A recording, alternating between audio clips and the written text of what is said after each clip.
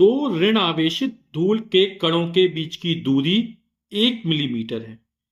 तो आर का मान कितना दिया गया है?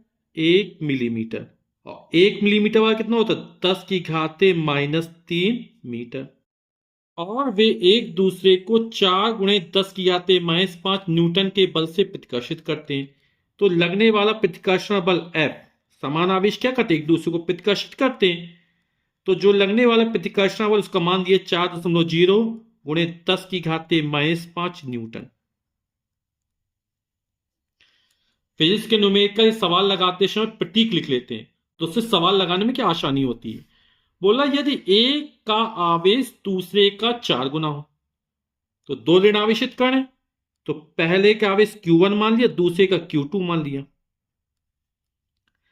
अब एक आवेश दूसरे का 4 गुना है, तो पहले का हमने Q मान लिया, ये हमने मान लिया पहले पर आवेश कितना Q है, तो दूसरे पर 4 गुना है, तो इसमें 4 का गुणा कर देंगे तो हो जाएगा 4Q। ठीक, क्या बोल रहा है? यदि एक का आवेश दूसरे का 4 गुना हो, तो पहले पर आवेश हमने Q माना, तो दूसरे पर कितना हो जाएगा? इसका 4 गुना, यानी 4 का गुणा कर देंगे। तो इन्हें आवेशित करने वाले इलेक्ट्रॉनों की अलग अलग संख्या ज्ञात करना है। यानी हमें पहले पर आवेश Q है, दूसरे पर Q2 है, तो आवेश कितने इलेक्ट्रॉनों के कारण आता है, तो इलेक्ट्रॉनों की संख्या में ज्ञात करना है। यानी पहले पर इलेक्ट्रॉनों की संख्या N1 है, दूसरे पर इलेक्ट्रॉनों की संख्या N2 है, तो N1 और N2 के मान हमको ज्ञात करना है।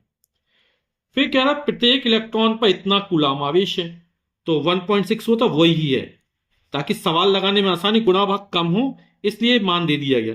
तो E जो आवेश है वो हमें दिया 5/3 इलेक्ट्रॉन पर आवेश गुणे 10⁻⁻19 कूलाम का ऋण आवेश होता है, तो वो हो गया। तो ये आवेश का परिमाण होगा किस पर? इलेक्ट्रॉन पर। तो हमें क्या करना है? इलेक्ट्रॉनों की संख्या ज्ञात करनी है।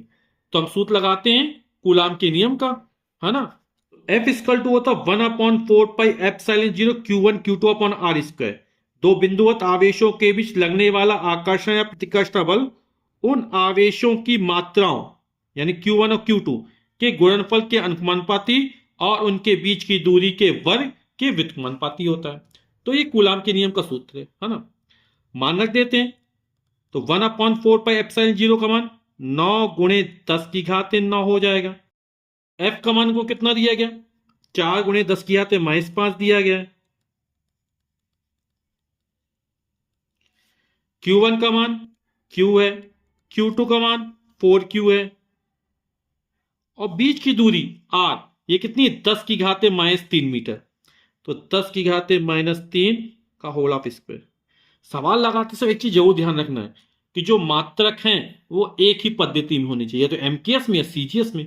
इसलिए हमने मिलीमीटर को किसमें चेंज कर लिया था? मीटर में चेंज कर लिया था। तो Q × Q² हो जाएगा। तो Q इसका मान निकाल, ये संख्या ऊपर जाएगी, ये संख्या नीचे आएगी, तो हो जाएगा 4×10⁻⁻5 ये। फिर 10⁻³ का वर्ग करेंगे, तो जब घात के ऊपर घात ले, घातों का गुणा हो जाता है, तो हो जाएगा 10⁻⁻6 हो जाएगा ये। ठीक, अब ये संख्या और नीचे आएगी, बटे में जाएगी, तो हो जाएगा 9×10⁻⁹ ये 4 है, यही बटे में जाएगा। Q² Q बराबर ऊपर क्रॉस मल्टीप्लाई होता है ना, 4 से 4 कट जाएगा, 10⁻⁹ ऊपर पहुंचे -9 हो जाएगा, है ना। तो क्या हो जाएगा? गुणा हो रहा है, घाते जुड़ जाएंगी, तो -5 -6 -11, और 9 ऊपर पहुंचा तो 11 9 20, 4 से 4 कट गया, तो बचा 1/9 × 10⁻⁻20। ये 10⁻9 ऊपर जाए तो -9 हो जाएगा, है ना। तो -9 -5 -14 और -6 -20, जब गुणा होता है ना, आधार समान है, घातें जुड़ जाती हैं। तो Q² का मान हमने ये निकाल लिया। तो Q का मान कितना निकलेगा? ये निकलेगा ±1 का वर्गमूल 1, 9 का वर्गमूल 3 और 10⁻⁻20 का वर्गमूल 10⁻⁻10।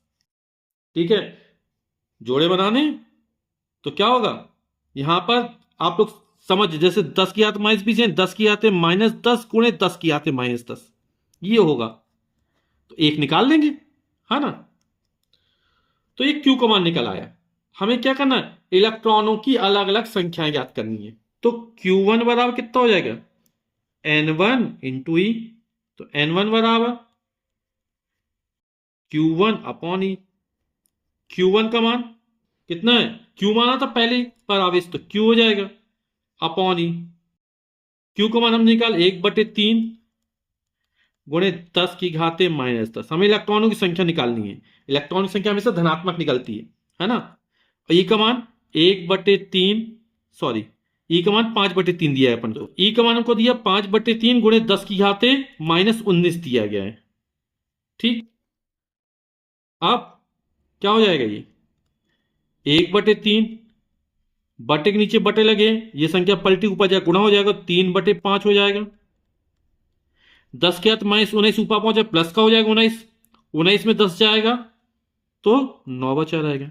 3 से 3 कट गया, तो ये हो जाएगा 1/5 गुणे 10 की घाते 9। 1/5 तो 5 एकम 5, 5 दूनी 10, यह आएगा 0.2 गुणे 10 की घाते 9। दशमलव इस तक खिसकाएंगे तो घात से कम हो जाएगा, तो हो जाएगा 2 गुणे 10 की घाते 9 में कम करेंगे 8। तो ये इलेक्ट्रॉनों की संख्या निकल आएगी पहले पर। तो पहला जो धूल का कण है उस पर इलेक्ट्रॉन संख्या।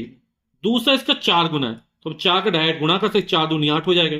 या फिर इसी तरह निकाल लीजिए आप। Q2 का मान N1 निकाला तो N2 हो जाएगा Q2 अपॉन ई। और Q का मान कितना है, Q2 का मान 4Q के बराबर है, 4 गुना आवेश था बटे ई। तो 4 और Q अपॉन ई का मान हमने निकाल दिया। कितना निकाला ये, 2 गुणे 10 की घाते 8।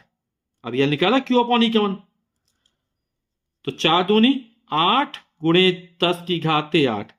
तो पहले धूल के कण पर N1 का मान कितना निकला, 2 गुणे 10 की घाते 8।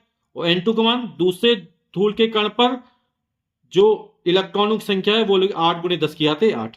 ये हमारे आंसर हो जाएंगे।